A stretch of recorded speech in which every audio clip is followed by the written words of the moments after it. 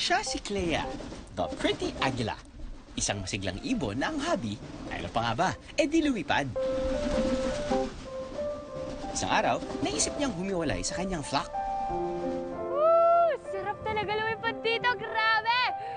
Ay, nakakawala ng pagod. Wala siyang kamalay-malay. May sutil na batang papana sa kanya.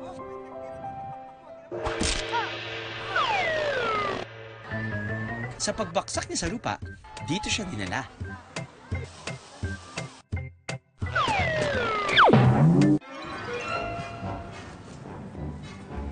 Nasaan ako?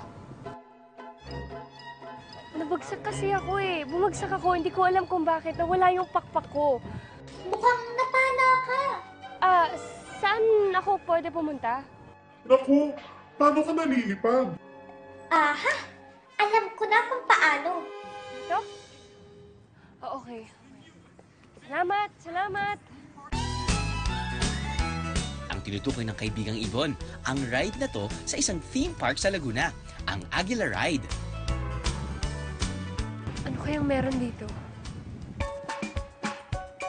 Best friend!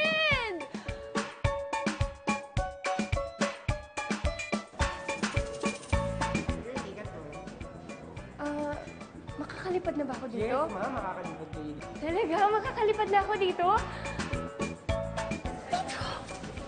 Yes! Talaga. Ang Agila Ride ang unang flying theater dito sa Pilipinas at sa buong Asya. Pag sinabi mo flying theater, that means it's a theater with the seats that move.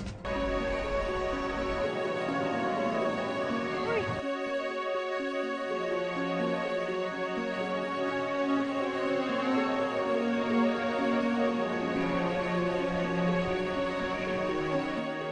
Nako, grabe yung experience ko dun sa loob ng theater kasi parang makatotohanan siya. Hangin! Yes!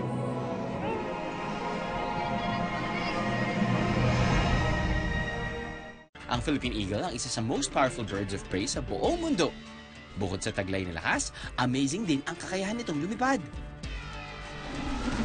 Ang wingspan kasi nila, o yung lapad ng nakabuhang pakpak, aabot ng 6 to 7 feet ang sukat.